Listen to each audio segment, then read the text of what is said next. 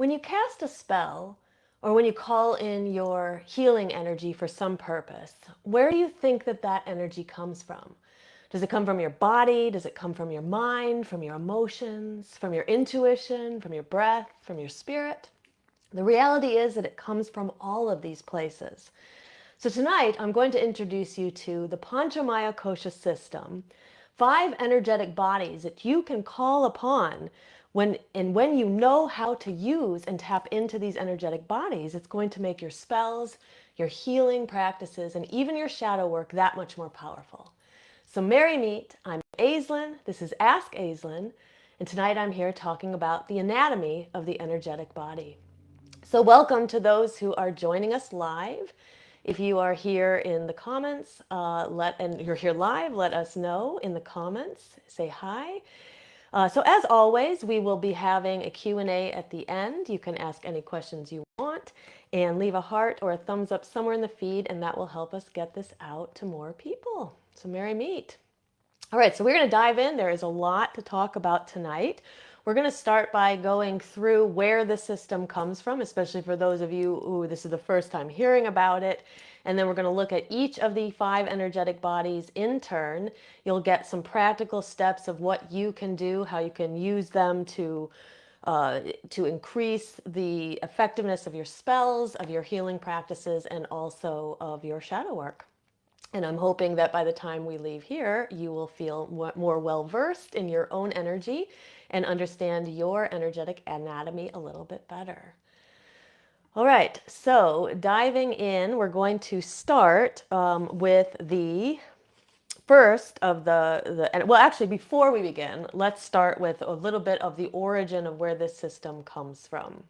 So this system is from the ancient tantric texts, in particular the, let's make sure I can pronounce it correctly, Taittiriya Upanishad, a sacred Vedic text. This text was written approximately 6 BCE, or I should say 600 BCE. So it predates the turn of Christianity, and it is an Eastern system that is important for us because in the West, and we're going to talk about this a little bit later, in the West, we have this idea that everything is separate. The mind is separate from the body, that's separate from your energy.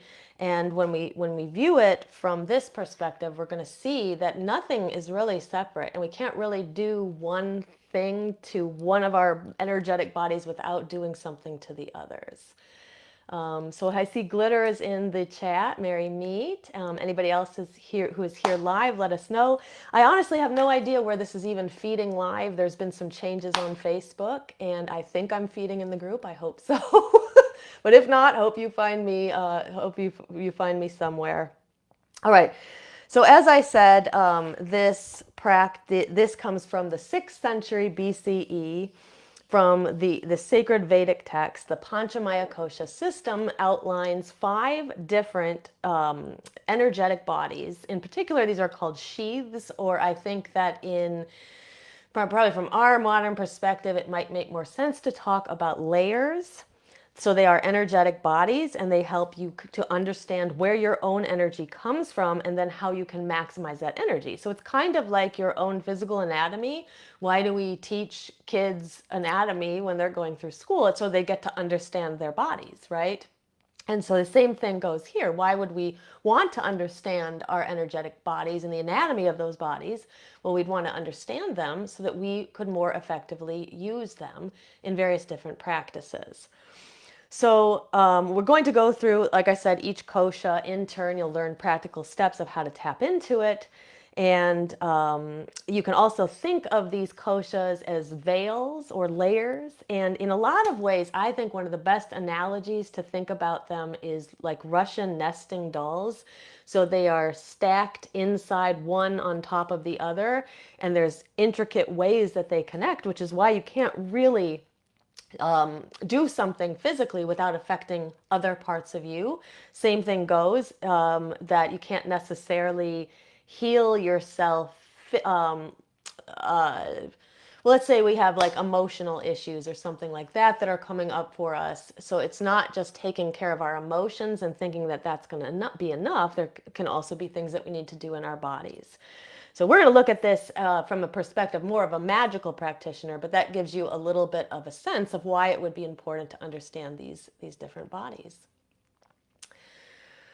Okay, so the Anamaya Kosha is the very first one that we are going to talk about, and this is the physical body, and it literally translates to food sheath, and it is considered the grossest of all of the bodies. And when we say grossest of the bodies, we don't mean ooh gross. We mean grossest in that it is the closest to like the physical plane. It's the densest. As we start to get into some of the higher energetic bodies, they are less dense. They vibrate closer to spirit, whereas the Anamaya Kosha vibrates very close to the physical plane. Now, when someone says, you probably heard someone say, you are what you eat, and in a lot of ways, there is reality to that.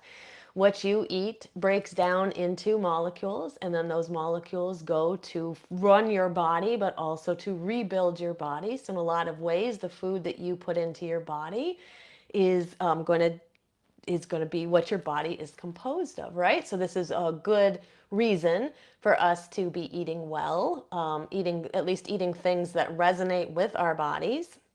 And the Anamaya Kosha is made up of the 5 different elements: earth, fire, water, air, and then ether is what it would be called in the ancient texts. In a more modern practice, we might still call it ether, or you might call it spirit.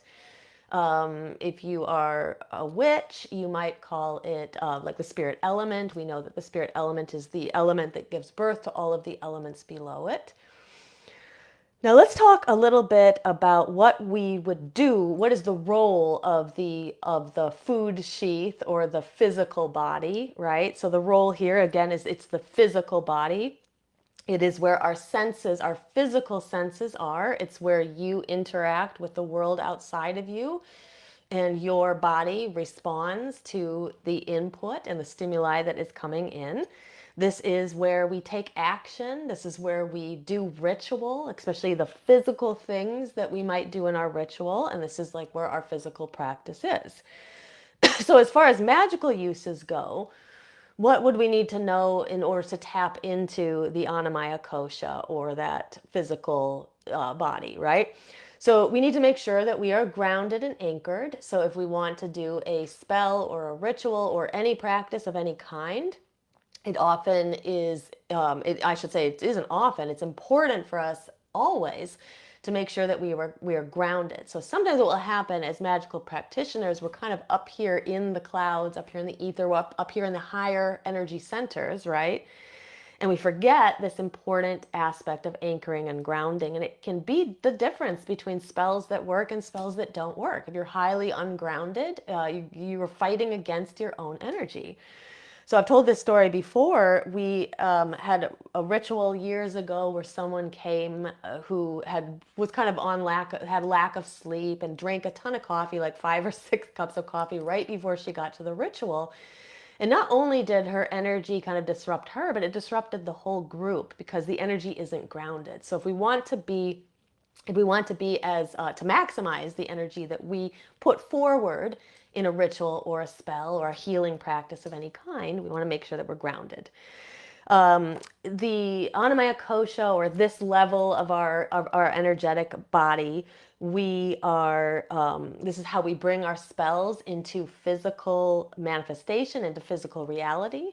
So we can have thoughts, right? And we'll talk a bit later about the etheric plane and some of these other bodies that are above the physical body. But we can have thoughts and we can have intentions at that etheric plane. But the Anamaya Kosha, the physical body, the food sheath, is how we bring that down into the reality of the physical world. This is also where, when we use items like herbs or stones or candles or any physical items, we are engaging with this kosha at this level. So sometimes people will tell you, oh, you don't need any props to do magic, and that's absolutely true. I do plenty of magic just in my mind, But especially when you're starting out, the props can be very good for you, can build your self-belief and kind of anchor you into the physical world. Because again, if you're not as well versed at moving energy, it can be hard to understand how do you move energy out of the etheric plane into the physical plane. And that's where our props can help us.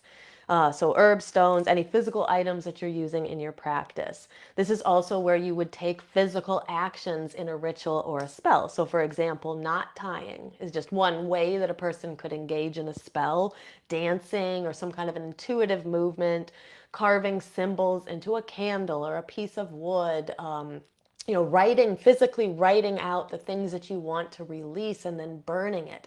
Of course, none of these things need to be done for a spell or a ritual to be effective, but they can make it that much more effective for many people when we are tapping into all of these layers of the anatomy of our energetic bodies. So what could we do in healing in order to tap into the Anamaya Kosha?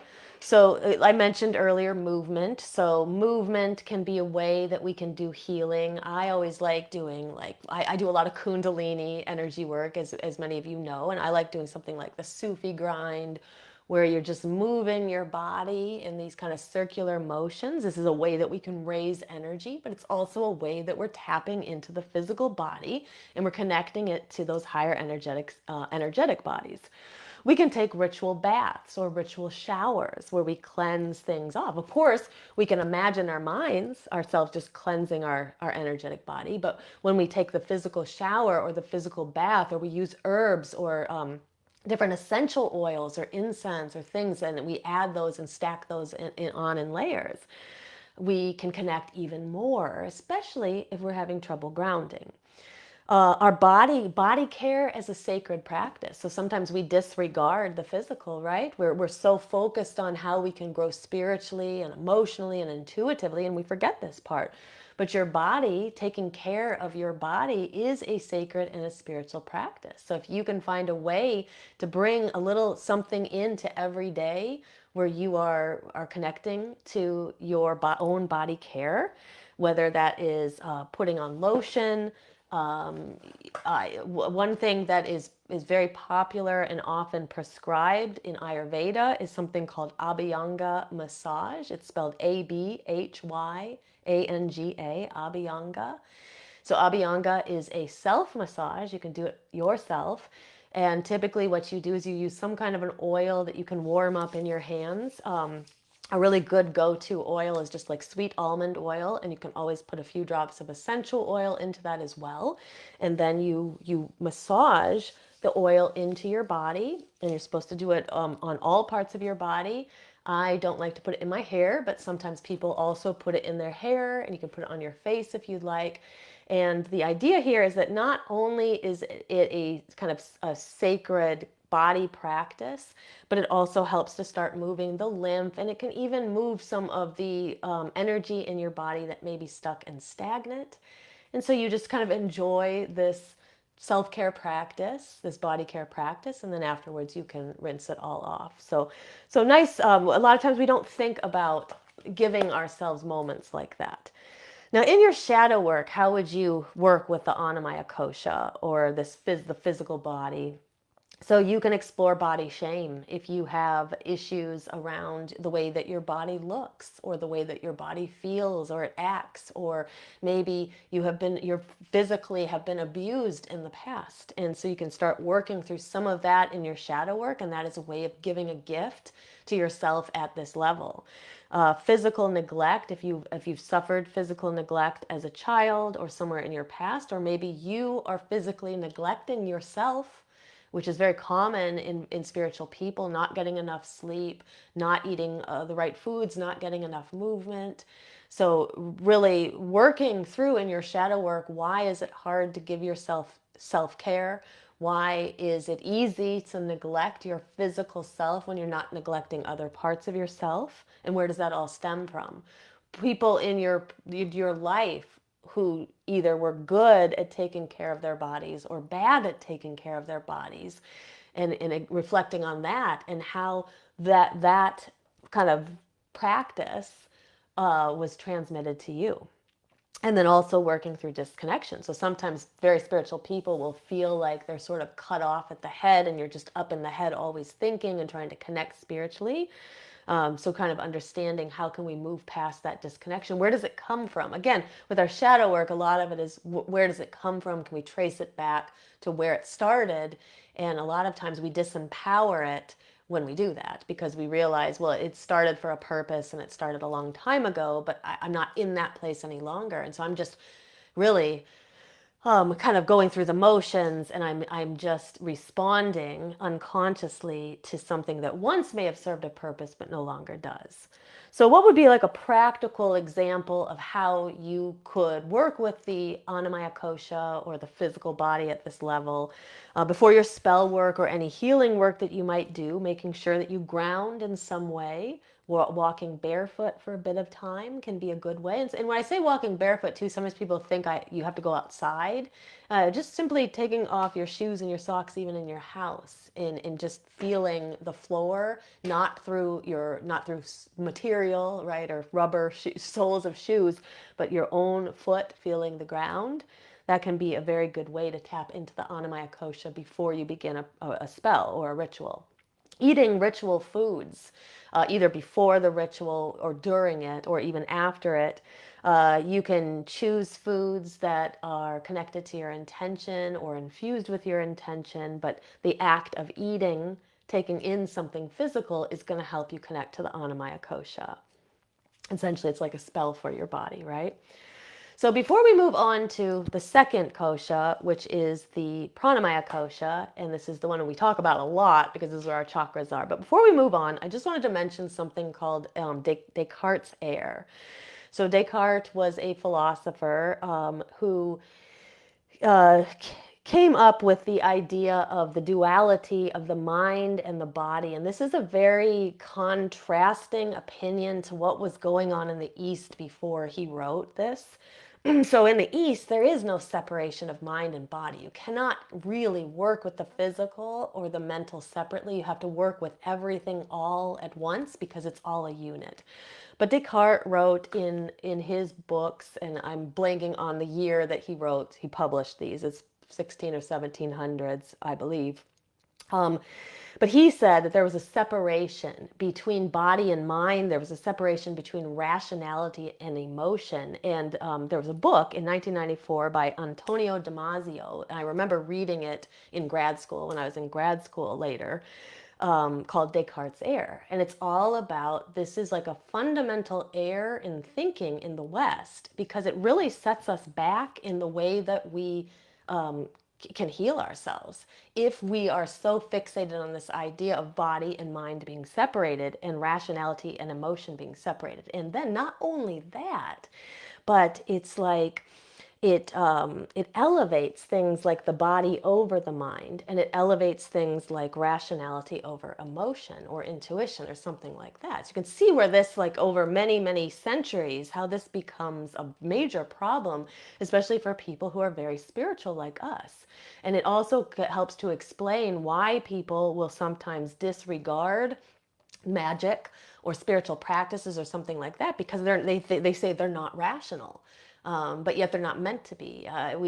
Magic doesn't operate on rational time or linear time or anything like that. So it's kind of important to understand. Like most of our viewers are in the West, and so we'll all have grown up with this sort of idea of mind and body being separate. And even if you know that they're not, at some point you were probably taught that they were, or the people around you taught you that they were. When you go into a physical doctor, very rarely will they ask you about your emotions or your thought patterns or anything. They're just there to treat your physical body. And if you do have a doctor who asks you about those other things, then you've got a good doctor probably.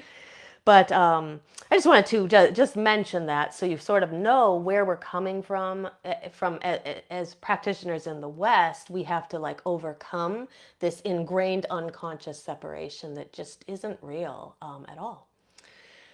So saying hi to a few more in the chat. I see Kurt is here and Amy's here, Mary Meet and Rebecca. Mary Meet, everybody. Good to see you guys. Glad you found me. I honestly don't know where this is feeding right now because there's been some changes on Facebook, but I'm glad that some people have found me. All right, so we are now ready to move into the Pranamaya Kosha. So this is your, while all of these bodies are energetic, the Pranamaya Kosha is the one we call the energy body, but a lot of times we'll call it the breath body. And in fact, Pranamaya, prana is breath. It also translates to like vital life force or life force energy. If you may have heard of it referred to as chi before, in different practices or different belief systems, you might hear it called something different. But most beliefs and most practices have some idea of this energy, right? Breath or life vital force energy, right? That's in the body. So the role of the pranamaya kosha is to allow chi, or prana in particular, but chi if you're looking at like a different tradition, to flow through your body through breath and through specific energy channels. So the pranamaya kosha is where we have the chakras. So it's literally where the chakras are located in that body. And so that's why, like, when people say chakras aren't real, well, they're not in your physical body, though there are connections in your physical body through various plexuses that connect to where we believe the energetic location of the chakras are. But your So when people say there's no such thing as chakras because they're not in the physical body, it's just a person's like ignorance in really even understanding their own anatomy, because they are just assuming that they only have a physical body. Stacked on top of that, though, is the pranamaya kosha, your energetic body. So your chakras are here, your nadi lines are here. So your nadis, Nadi, those are energy channels. And some say we have 72,000 of those channels in our body, and they flow through, and we have three main ones. So we have the sushumna, which is your main energetic channel, and it's sort of like your energetic spine because it goes right up through, next to your physical spine. And this is where the location of all your chakras are stacked up. And then outside in other parts of your body, the nadis extend, and they distribute the energy to other parts of your body that are separate, and removed from, I shouldn't say removed, but like are not right there at where your chakras are located. So how do we use the pranamaya kosha at this level? Well, in your magic, you can raise energy through a variety of different ways where you use your breath. So you can raise energy through breathing. You can raise energy through chanting. Chanting is sound that also requires breath, so you're getting the breath in as well. And you can also raise energy through other means like drumming or movement or things like that. The movement would probably bring you a little bit more into the physical body, whereas raising energy through breath is going to bring you into the pranamaya kosha, the energetic body.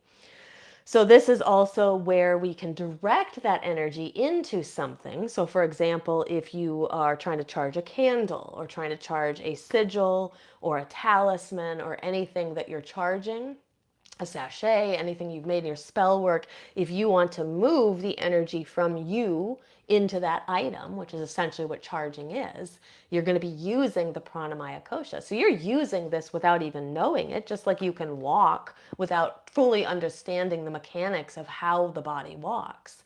But if you understand the mechanics of how your energetic and your anatomy of your energetic bodies work, you're going to be that much more successful and productive in what you do. We can also clear spaces with our breath. You can blow negative energy away. You can clear energetic spaces with smoke. So this is when we do smoke cleansing. We are tapping into the pranamaya kosha here because we're moving energy through the subtle bodies. So how would we use the pranamaya kosha in our healing?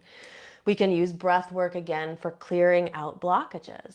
So if you notice that there are blockages in your body, and this is where kind of paying attention to your chakras can be important. If you get like a kink in your neck that comes out of nowhere, and even if it doesn't come out of nowhere. So for example, sometimes I sleep weird and then I will end up with sort of like these neck issues, and I know that there's something going on in my physical body, the Anamaya Kosha, but there's also something going on in my energetic body, in the pranamaya kosha, in the breath body too. And therefore I can use my breath and I can use my kind of an understanding of the chakras in order to move some of that energy. This is also the really truly the body that we're tapping into when we're doing Reiki, when we're doing any type of energetic healing, or when we're doing aura sweeping or aura cleansing of any kind. You're going to be in this body, the Pranamaya Kosha. Now, in your shadow work, it's important to notice where your energy is stuck or stagnant in the body. So that takes us back to like understanding the chakras, understanding what each chakra is for, and what parts of the body they're connected to. And then when I know that my neck is a little bit out, I know that I'm going to be working with my throat chakra, as opposed if I notice that I'm having kind of some tightness or some discomfort in my hips, I know that I'm going to be at the sacral chakra level.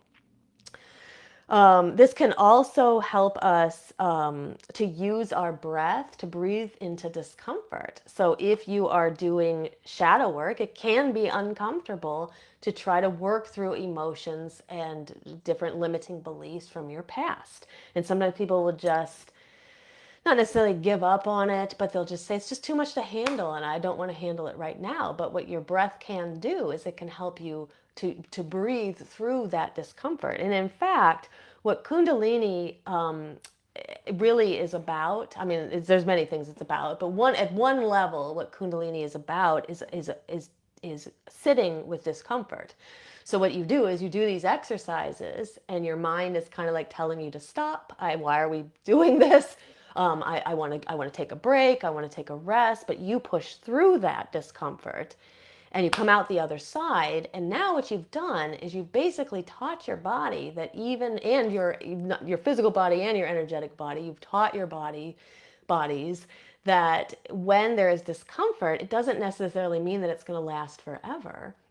It's something that we can push through.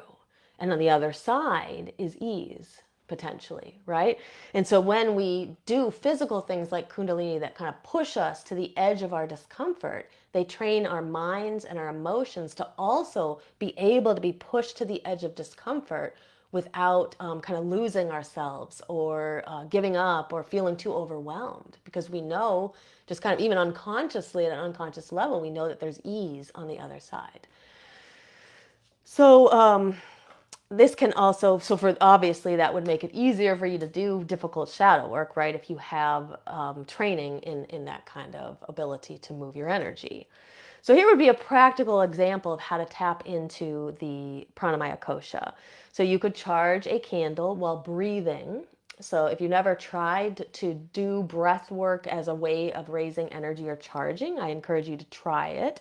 You can imagine sending your breath into the candle or whatever object you are charging and see if you can really feel that object humming with that energy or vibrating with that energy and see what it feels like. And by feel, I mean you're going to have to tap into probably more energetic senses than physical ones. But over time, you may start to really get a sense of what an object feels like when it is vibrating with your own energy. Um, and of course, if anybody has any questions, comments, anything, let me know in the chat. I see Cindy's also here, Mary Meet. All right, so we are going to move on now to the Manomaya Kosha. So this is the third of the energetic bodies. Now, Manomaya Kosha is the mental body. This is the mind, the thoughts, and the emotions. Now, basically, anything that is fluid is found here in the Anamaya Kosha. This is the fluctuations of your mind. It's capable of moving in and out of states of being. So if you have ever heard someone tell you, well, thoughts aren't like necessarily reality, there's a lot of truth in that. Your thoughts are not necessarily reality. Some of them are, and many of them are not. So just because you think something like a fear or something like that does not make that thing real or true. Same thing goes with your emotions. You can feel intense pain or grief or sadness in one moment, and eventually you know that that washes away and we move to a different state of being. So the Manomaya Kosha is all about that fluidity. I think of it as really being connected to the element of kind of water, and it can flow in and it flows out. And sometimes we're in a certain state of being, and sometimes we're in a different state of being.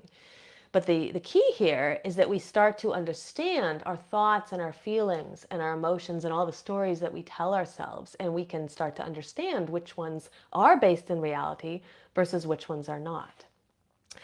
Now, as far as magical uses go, how would we use the Manomaya Kosha? Well, we can use it in our visualization. So at one level, you can bypass the physical body and even kind of the energetic body or the breath body. You can go right to the Manomaya Kosha. So people who are just sort of focused on mental magic, this is where they're operating at all times. There's nothing wrong with it. It's just important to know that there are many different layers of how we can do magic. So I do magic all the time, just simply in my mind at this level. This is where we can create sigils. So sigils are going to take a thought or an intention or something like that, and then we are going to make it into a symbol, right? That symbolizes that intention for us, and then we'll do something with it afterwards. This is where our affirmations and our mantras come into play. So, from a perspective, like from an Eastern perspective, a affirmation is more like, I am strong and I am worthy of love, something like that. So it's just a statement that we have come up with that has some kind of a meaning to us, and we repeat it over and over and over again. And if you have ever heard me talk about this, there was a time when I would shrug off affirmations as not, I didn't think that they were useful to me, even though I knew other people found them useful. And then I just started using them. One of the things to get past with affirmations is that you don't have to believe them in order for them to work. So sometimes there people are like, well, I'm repeating this thing and I don't believe it. It doesn't matter. That's the point. You wouldn't be repeating affirmations over and over if you believed them. It's a practice, right? It's a practice to help shift your thoughts. And eventually that starts to find its way down into your unconscious. And then you really do have some true changes starting to happen.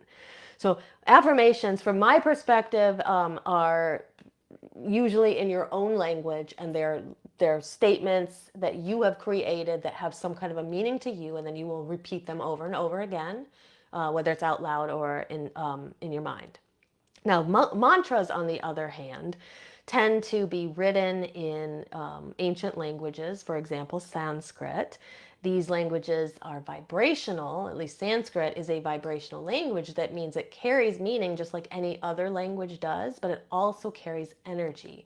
So when you chant a mantra in Sanskrit, not only are you like kind of at this level of the Manomaya Kosha, that mental level or that emotional level, and you're having that ability to change the fluidity of your mind, but you're also tapping into the Pranamaya Kosha, where the energy bodies are, where your chakras are, and you're tapping into different energies. So some of the mantras will tap into specific chakras. Some of the mantras will tap into energies related to deities, for example. Like you can call in the god Ganesha just by simply intoning his seed sound gum, which is spelled Gam but pronounced gum. And so if you become interested in it, to me it's a fascinating field of study for a witch to get into. I think that these ancient mantras are like incantations; they're spells themselves, and literally you need to do nothing else. You can do candles and different things, but if you just chant these mantras, you're literally doing a spell by chanting them over and over again, and then you can expect some returns from that over time. So well, I'm super excited because in our Shadow Seekers membership, we are actually going to be doing a whole full workshop on some of my favorite mantras. I'm going to teach kind of people where they come from, how we use them. So I'm really getting excited about that coming up in a couple of, not this weekend, but next weekend. So if you're in Shadow Seekers, you have that to look forward to. And if you're not in Shadow Seekers, we are going to be opening up for a few days, I think next week. So kind of get on board with us if this sounds like something that's interesting to you. Now, other things that could be at this level of the Manomaya Kosha are correspondences. So colors and symbols, anything that connects to different intentions and ideas and thoughts. These are using, in particular, using these to spark something in your unconscious. So again, like people will say you don't need correspondences, and while it is true you don't need them, they can, like I said, spark something in your unconscious, and they just really do help to connect all of these bodies together. Now, in your healing work, how would you work with the Manomaya Kosha, or this mental, emotional body? You can work through it work with it through journaling, though not everyone likes physical writing of journaling. If you are somebody who doesn't like to physically write, you can try journaling in different ways. You can try to do an electronic journal where you type, or I've even just talked into the voice memos of my phone, and that is a way to journal as well. It's any way that we can get our thoughts out, right? Another thing you can do if you don't want to do any of that, you can just do contemplation, where you take certain questions or prompts, a shadow work prompt, for example, and you walk and you think about it. Or I like to get into a really relaxing yin yoga pose and just stay in that pose for 4 or 5 minutes, and then just let my body relax enough that I can contemplate this question better, and I can tap deeper into my unconscious. And one of the things about yin yoga, for example, and for those of you who don't know a lot about yoga, there's often this perception that yoga is all about movement, but yin yoga is about sitting still in these poses. And really, what it's supposed to do is have your physical body relax so much that it becomes easier to tap into the Pranamaya Kosha underneath that, and then the Manomaya Kosha, and eventually the Vijnanamaya Kosha is the next one we're going to talk about, which is your intuition. So total relaxation, and when we can fully relax the physical body, whether through yin yoga or through some other practice, like body relaxation techniques where you tighten muscles and then you release them and you just get really, really relaxed, that can help you kind of tap into some of these more subtle bodies as well. And then, of course, I mentioned mantras and affirmations to help you to alter or change some of your thought patterns. That's another way to use the Manomaya Kosha in your healing practices. Now, in shadow work, you can start to identify some of your limiting beliefs that may be sabotaging your magic or sabotaging you in your mundane world as well. Working through those limiting beliefs happens here at the Manomaya Kosha. Working with dream journaling or automatic writing. Your dreams are, as Freud said, the gateway to the unconscious. So the things that you consciously in your waking world may not be prepared or able to understand, sometimes they find their way through dreams, and you may have to interpret symbols or things like that. But what I recommend is even if you don't feel like you're dreaming anything of consequence or substance, or you're not even remembering dreams, I would recommend writing down something right when you first wake up, even if it's just a feeling you have, or if there's a song stuck in your head when you wake up, or a thought in your head. Write that down, because again, it's sort of like the residuals from your sleep. When you were super relaxed and you were more able to connect to the unconscious, that sort of still lingers there in those first few moments when you wake up. So there's a lot of information right there that you will very quickly forget unless you write it down. And then, of course, you can do automatic writing as well to help you try to get out, break through some of those kind of unconscious barriers that keep you from fully understanding what your true thoughts are. So a practical example of using the Manomaya Kosha, you could do a protection spell, for example, and visualize like kind of a mental fortress around yourself. So I always do this. I envision like a force field surrounding me, or surrounding my property, or my loved ones, or things like that. And you can also use affirmations at the same time, like, I'm sheltered and I am safe, and repeat that over and over and over again in your head. And that would be a way to tap into the Manomaya, or the mental sheath, the mental veil, the mental body during your practices. Okay, so I'm going back to the chat for a moment. So I see Taliesin's also here. Merry meet. So Taliesin said, I've been using the seed sounds for my root chakra and it's been going good. Yeah. So the seed sound of the root chakra, for anybody who's wondering, is lum, and it's spelled Lam, but it is pronounced lum. And if you become interested in something like seed sounds, I would recommend Googling them and learning a little bit about them. But it can be a very effective and very quick and easy way to balance energy in your body by learning the seed sounds of the chakras or different seed sounds of different deities that you want to call in at any time, or just in, even if you're somebody who doesn't work with deities in your practice, you could still call in, like people will call in or will chant gum, like I said earlier, as the seed sound of Ganesha. And you can chant it and it will call Ganesha's energy to you, but it also calls to you the energy of abundance and prosperity and opening roads and unblocking things. And so you don't have to be somebody who uses deities or works with deities in your practice to use these seed sounds, but they can be very effective when you do them. It's like many things, though. You can't just do it one time and think that like you've done it. It's something that you would do over and over in your practice. Like Taliesin is saying, he's been using it, so you do it over and over in your practice, and then you see how things start to shift and change.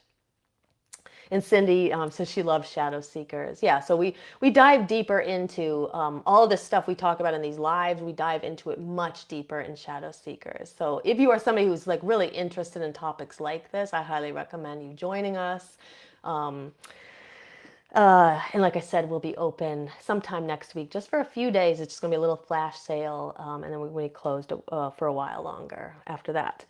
Okay, so moving on to the Vijnanamaya Kosha. And also just remember that you do not need to know these Sanskrit names, though afterwards I will put these in the chat. I'll spell them out for people so you can have them all if you want them. But this, you can think of this just in the English terms, or English because we're speaking English right now. But this is your wisdom and your intuitive body. So you could see how, like when I said that the Anamaya Kosha, which is like the food sheath, the physical body, that's the grossest of the bodies. So it's the densest of the bodies, and it's the one that vibrates the closest to the physical plane. Now, as we start moving through these layers, and sometimes you think of them as like moving up because there's like this idea of like ascension being better or something. But I actually think that in many cases, like the Anamaya Kosha is like, if you were thinking about the Russian nesting dolls, if you were here when I gave that analogy at the very beginning, it's like the outside one would be the physical body, and then the more subtle ones would be the inside one. So then finally, when we get to, we're at Vijnanamaya Kosha now, this intuitive wisdom body, this would be almost to the very last one, which is that smallest little doll inside. So you could kind of think of it either way as sort of like ascending out or going, I like to think of it as going inward, closer to the true inner essence of who we are. And like our soul is at the very center of all of that. So this fourth layer, so this is your wisdom and your intuitive body. With each of these, we get closer and closer to who we truly are. So when you think about it, are you really your physical body? Well, your physical body is the temple that you're living in right now, and you take a different one every time you incarnate, but it's not really your true essence, right? Your thoughts and your feelings aren't really your true essence either, because we know that they fluctuate. And even your energy, like your chakras and all of that, that's not your true essence, because like we can think of prana, which is the energy of all the chakras and the energy flowing through your nadis. You can think of it like imagine like a sponge is your physical body, and then we soak it in water. All that water inside the sponge is your energy. That's your like prana, right? But it's not really you. All of that dissipates and disappears when you die, when you cross through the veils. And then when you incarnate again, then you'll take a new body with new energy, but there'll be something inside that's still you, right? Whether we call it your higher self or your soul. And as we get to this Vijnanamaya Kosha, we're getting closer and closer to that. This is your wisdom and your intuition. This is part of you that you do take from incarnation to incarnation. So what's the role here? This is your intuition. This is where archetypes are, kind of deep symbols like that. This is where your inner knowing is. Magical uses, ways to tap into the Vijnanamaya Kosha or the wisdom body is through using divination, any type of divination that you feel drawn to. Spirit communication, connecting to your guides. See, this is all operating at this level in your wisdom body.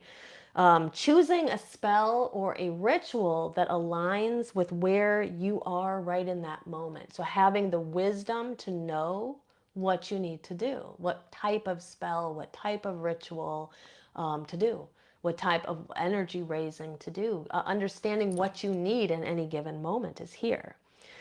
As far as working with the wisdom body, the Vijnanamaya Kosha at a healing level, this is meditations on your true essence, meditations that connect you to your guides, meditations that when you are trying to go deep within and ask your higher self questions. Discernment between true intuition and fear. So many people, when you're first developing your intuition, even if you've been somebody who's been practicing for some time, you can always question, well, is it really intuition, or is this some kind of fear that I have, or is this fear-based? But when you are working deeply at this level, at the wisdom body level, you start to develop more discernment between the two, and you start to understand the subtleties between your true intuition and other emotions, right? Now, as far as your shadow work, this can be where we start to see the patterns or the lessons in our continued struggles, or struggles that are recurring or repetitive. So sometimes it'll feel like things are just being done to us. And but here we rise above the Manomaya Kosha. We rise above our thoughts and our feelings that we, by this point, we know are not real, right? And we rise above that into the wisdom body, and we start to be able to see the connections and the patterns in ourselves. It's almost like rising above it to see it from a bird's eye view. Sometimes when you're in it, it can be hard to see what's going on, right? But when you rise above it, you start to see your life as kind of a series of events. And you start to see the things that are connected and the ones that are not. And you start to see the patterns in the things that are connected. And hopefully you start to gain wisdom about those as well, that you can then use to make real radical shifts in your life. Here at this level, at the wisdom body, you can deeply reflect on the archetypes as well. You can reflect on the archetypes that you embody and the archetypes that other people embody around you, and also on the archetypes that you reject. Like perhaps you reject the crone, or you reject some of the more negative archetypes and you're unwilling to see them in yourself. But yet, the archetypes, most of us embody all of them at some point, right? They're all aspects of us. Now, as a practical example of tapping into the wisdom body, the Vijnanamaya Kosha, so imagine before casting a spell, you try to gain some insight. So sometimes people go right to the spell and they don't even really think about it. They're like, I need a love spell, I'm just going to do a love spell. But if you want to tap into your wisdom body, you can ask your guides, you can ask your higher self for information before we ever even get there. So for example, you could pull a tarot card. You could ask, the question, what is the energy that I need right now? What energy do I need to draw in? What energy do I need to embody? And then see what comes up for you. And then align the spell or adjust your energy in the way that aligns with what came up for you in your divination. So that is the Vijnanamaya Kosha, and then we have one more level, and this one is the Anandamaya Kosha. So Anamaya Kosha, so remember, you do not need to know the Sanskrit, but I'm just giving it to you for those who want it. And again, I said I will put it in the chat in just a bit. But the Anamaya Kosha is the grossest of the bodies. That is the densest of the bodies, the closest to the physical. And then the Anandamaya Kosha is the bliss body. Ananda means bliss. If you're somebody who does yoga, happy baby is a pose that many people enjoy. And the Sanskrit for happy baby is Anandabalasana. So it literally means blissful baby. So the Anandamaya Kosha is your bliss body. This is your soul. This is the part of you that connects outside of you. To what is beyond us, right? This is the part of you that carries on from incarnation to incarnation. So the role here is unity and ecstasy with the sacred, connection to source, connection to what is outside of you, what exists beyond you, what is eternal. Now, as far as magical ways to tap into the Anandamaya Kosha or the bliss body or your soul divine body in magic is through devotional practices. So in some yogic traditions, there is a practice called bhakti, which is done at the very end of like everything. So after you've done the asanas, the physical movement, and the meditation, and the breathing, and all of your whole spiritual practice, at the very end, you basically commune with God, with Goddess, with deity. In bhakti, and you sing songs or you play music or you do something that like is a union with God, with the gods. So practices like that, or working with you just work with your own deities in your practice. You are tapping into your Anandamaya Kosha or your bliss body, getting into trance states where you have changed your brain waves to a certain degree, and you're able to slip into that trance-like state where everything is just kind of flowing. That is also a way to tap into the Anandamaya Kosha or the bliss body. Surrendering a spell to the divine or the cosmos. So sometimes we hold on to the spells, we hold on to the intention because we're so desperate for this thing. But when we have true faith and we have true trust in the universe, we just do the thing and we let it go. And we just let the universe then do its own work. So that is a way that you could tap into the Anandamaya Kosha kind of at the end of all of this. Ecstatic ritual dancing, chanting, meditation, in particular meditations, chanting, and dancing that gets you into that trance-like, flow-like state. Now, in your healing practices, really feeling into joy. So, because remember, this is the bliss body. So, really contemplating, well, what is joyful? Do you bring joy into your life? If not, how could you bring joy into your life every single day? And that's going to look different for everybody. And some things that you might take great joy in, other people are going to think that that is not joyful and it doesn't make any difference because it's joyful to you. So really seeing how to bring joy into your life every day as your own medicine. Reconnecting with your purpose and your soul path, working with your higher self, working with your deities and your guides.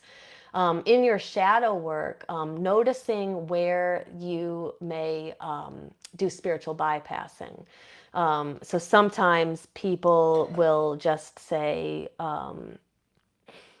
just think positive, just have faith in God, just trust just trust. There is this element of trust and surrender that we need, but we also don't want to do it at the expense of us doing nothing to just like, or just say like, I'm okay because I'm spiritual, or I'm bringing in love and light all the time and I'm not thinking about anything negative. Well, it's not really the reality of this world you chose to incarnate into. It's not a world that's all love and light all the time. So really looking and noticing where you may be using spiritual bypassing as a way to get to avoid doing the hard work, I guess is what I'm saying. Facing your shadow with compassion rather than denying it also goes along those same lines. It's important for us to be able, with clarity and with humbleness, to be able to explore our darker parts and the parts of us that we are not all great all the time, right? So to be able to really explore those parts of us and embrace those parts of us and see the reason for them and where they come from. and really finding wholeness and integration in ourselves because we're looking at all aspects of ourselves. So practical example, so here would be a practical example of how to tap into the Anandamaya Kosha or the bliss body in your practice. So after you finish a spell, you can close that spell with a short meditation where you connect to a deity of your choice or to your higher self or to the universe, whatever resonates the best with you. And I think, and then you can also offer your spell to the divine or offer the divine some kind of a blessing as well. So, how do we integrate all of this into practice? I believe, at all times, you are all of these things. So, just like the Russian nesting dolls analogy, it's all inside of you. All the layers belong to you. And sometimes you tap into all of them, and sometimes you tap into only one of them. I would venture to say that the majority of people are mostly tapping into just the physical body, right? And then maybe a little bit of the mental and the emotional.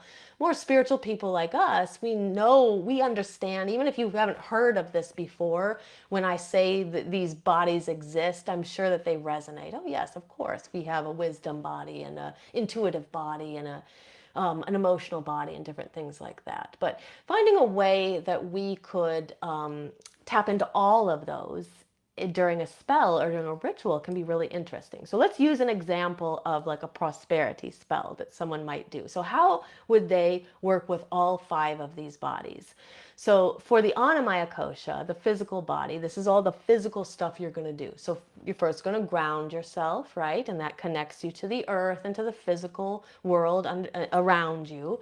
You might set up an altar and light a candle. So you have physical things that you're doing. Perhaps you'll be bringing in some other correspondences as well. Maybe you're bringing in bay leaves, or you're bringing in some basil or mint or cinnamon or something like that, or some oils. Maybe you've got some incense. But all of this is kind of connecting you and bringing it all into the physical realm around you. Then moving on to the Pranamaya Kosha, your breath body. This is where you could do some breathing, and you could use breathing to start to either clear or cleanse your own energy or to raise energy for your spell.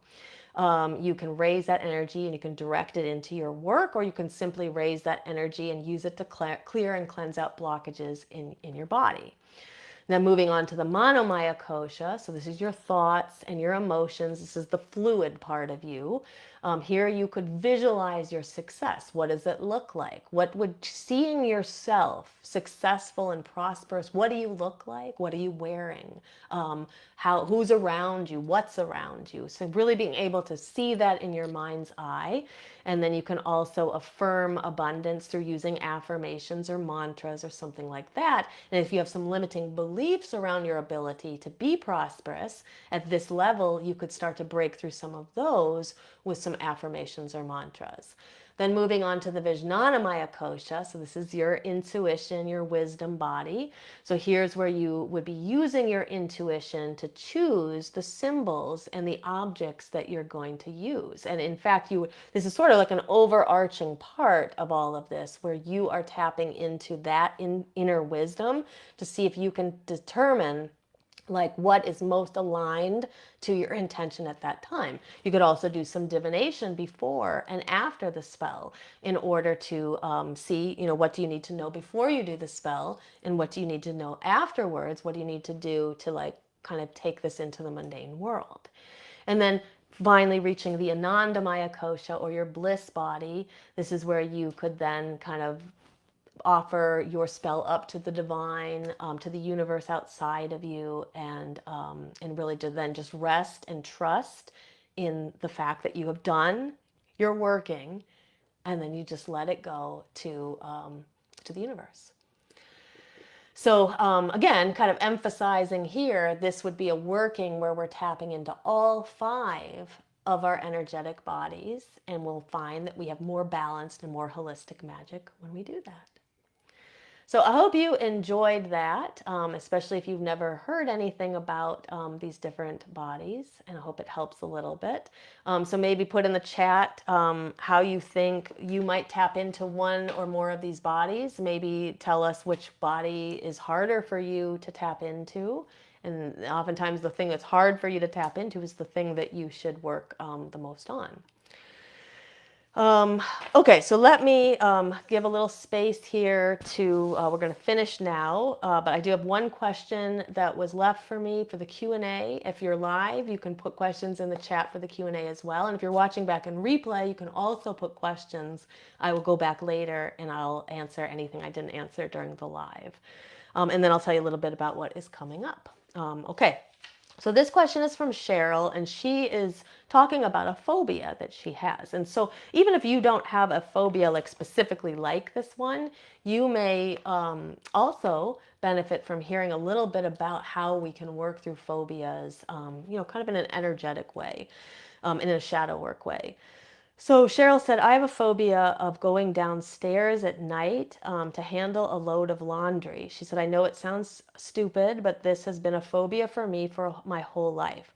How do I get past this, or can I get past this? So first of all, absolutely. I do believe that absolutely anybody can get past a phobia over time.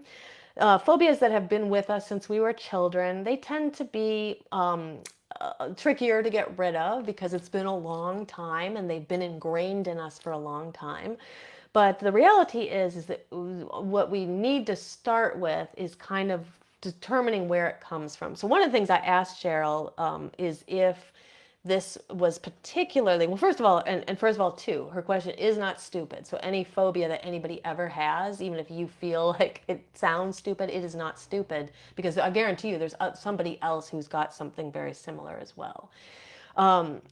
But I asked her if it was specific to going down to do laundry at night, and she said it's not really specific to just that. It's about going downstairs at night in particular.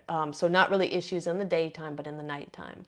So what we would want to do is, at one level, you can start to look at it from like the physical aspect of it. So here we would be in like the Anamaya Kosha is how do I get past little steps at a time? How can I force myself or push myself through the discomfort of this phobia? So if you've ever heard of people like trying to break phobias, like let's say somebody who's got a phobia of an elevator, somewhere in their life this phobia comes from, right? And it has some kind of a protective purpose. And it gets created around some type of perceived protection that we thought we got from it. But if we were trying to break somebody of an elevator phobia, we can do systematic desensitization where we bring them closer and closer and closer to being in the elevator. So you kind of start by like looking at a picture of an elevator, and you might get really anxious, and you would learn some breathing techniques usually, or some things to calm you down. And then eventually we would like put the person in the lobby and have them just sit and watch people going up and down in the elevator. And eventually they stand in the elevator. This whole time we're working on the breathing and things that will calm you down. And then eventually the person theoretically can ride the elevator, but we do this systematically a little bit at a time. So with something like a phobia of going downstairs at night, you would start by thinking about going downstairs at night, but you'd be doing all of these techniques that would help to calm you down. So whether it's breathing or any other technique that helps to calm you. And then eventually you could like stand at the top of the stairs so you don't really go down yet.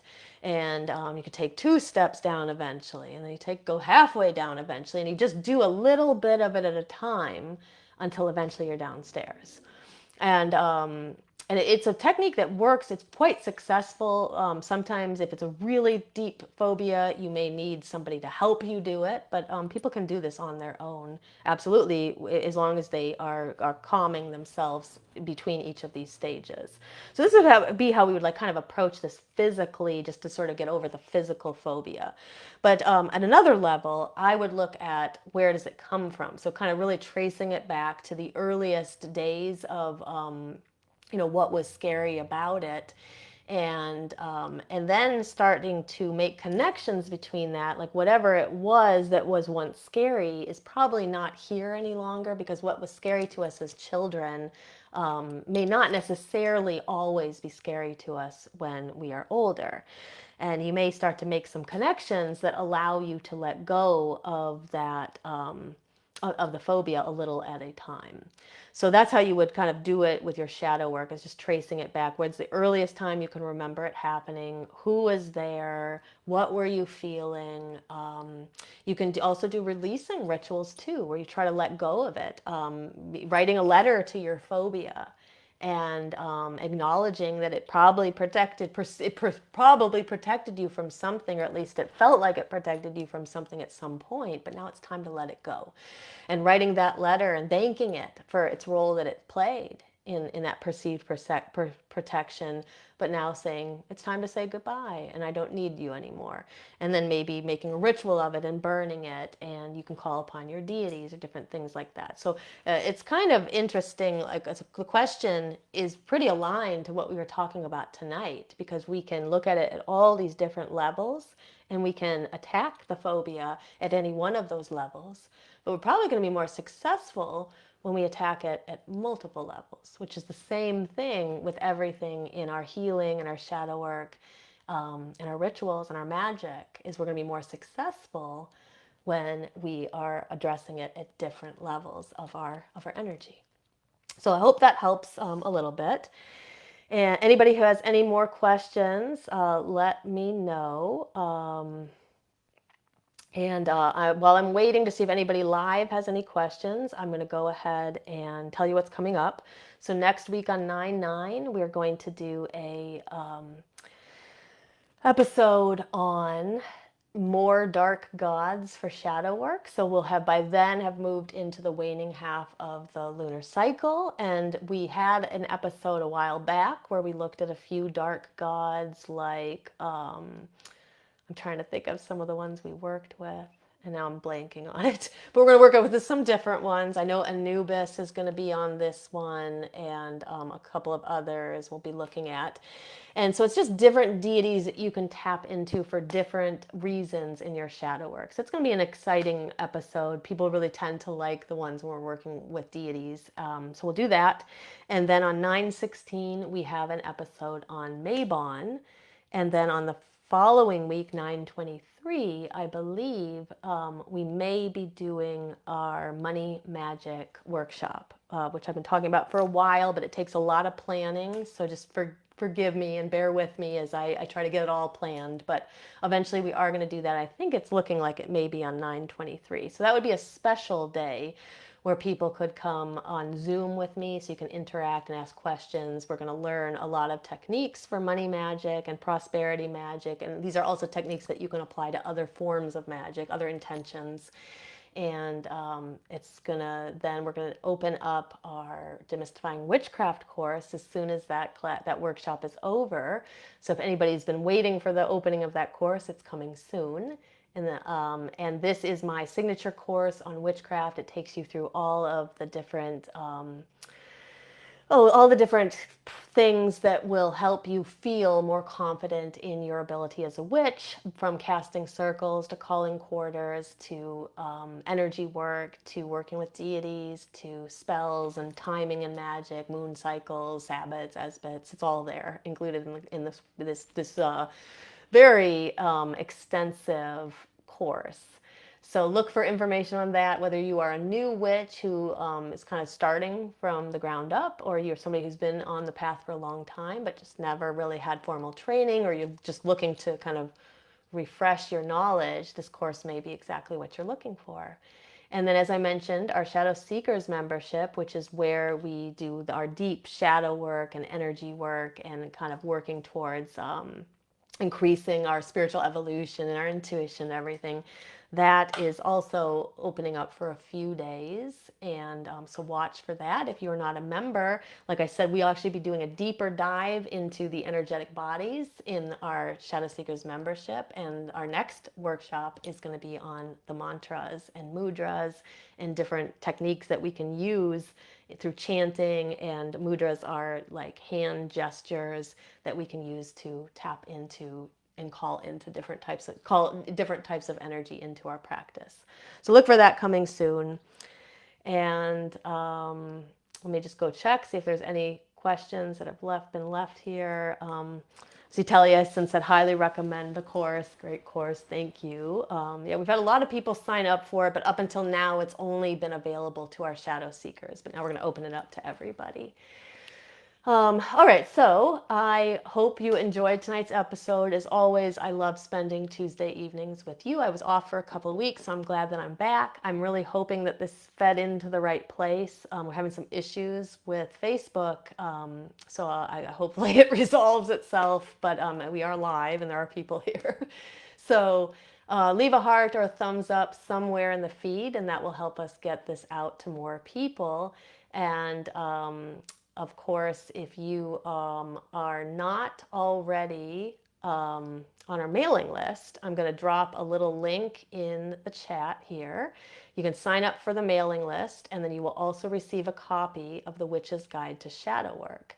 So the mailing list is great to get on, and that way you won't miss anything about future things like that Money Magic workshop that's coming up that's free. You won't miss that, or any of the announcements or things like that. So let me drop this link in the chat for those who are not already in the mailing list. You can sign up there.